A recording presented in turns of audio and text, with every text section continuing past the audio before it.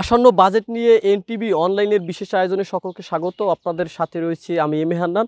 আর আমি আজকে রয়েছি পটুয়াখালীর দুমকি উপজেলায়।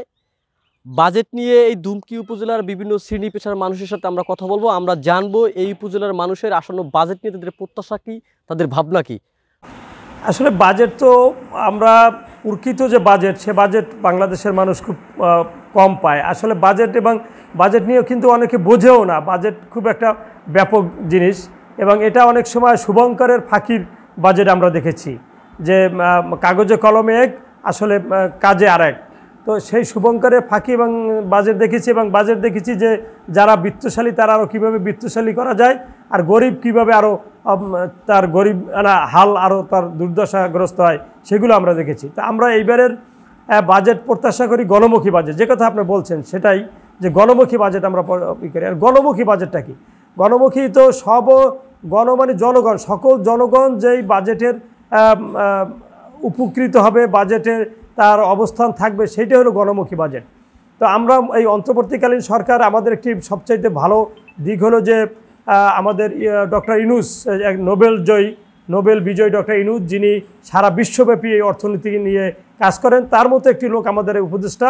এবং আজকে রেখে যে অর্থ উপদেষ্টা যিনি আছেন, তিনিও একজন বিজ্ঞ অর্থনীতিবিদ। সুতরাং তা আমরা আশা করি তাদের সমন্বয় একটি এমন বাজেট হবে, যে বাজেটটি এই দেশের কৃষকের বাজেট হবে, এদেশের শ্রমিকের বাজেট হবে, এদেশের আর যে জনগণের বাজেট হবে, শিক্ষকদের বাজেট হবে, এই সমস্ত পেশাজীবীদের বাজেট হবে।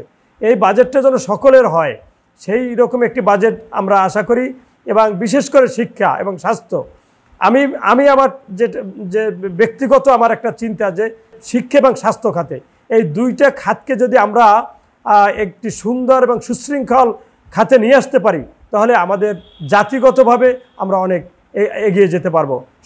শিক্ষকদের জীবনযাত্রার মান উন্নত করার জন্য শিক্ষা খাতে যে ব্যয় বরাদ্দ দীর্ঘদিন ধরে চলে আসছে, সে খুবই অপ্রতুল।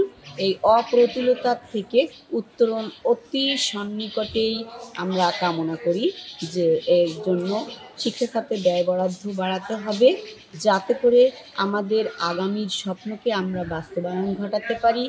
আমরা শিক্ষকরা আমাদের শিক্ষার্থীদের মাঝে মেরুদণ্ড সোজা করে দাঁড়াতে পারি এবং তাদেরকে উন্নত শিক্ষায় শিক্ষিত করে তারপরে বিশ্বের উন্নত জাতিসমূহের সাথে সমান তালে তাল রেখে নিজেদের সুদৃঢ় স্থানকে মজবুত করতে পারি। আর আমি মনে করি এই ক্ষেত্রে শিক্ষার বাজেটে ব্যয় বরাদ্দ বাড়াবার কোনো বিকল্প নেই। আমি চাই ব্যয় বরাদ্দ বাড়াতে হবে এবং আমরা ভবিষ্যতে আমাদের জাতিকে উন্নয়নের শীর্ষে দেখতে চাই। দ্রব্যমূল্য দিলে আমরা সাধারণ জনগণ আমরা অসহায় পড়বো।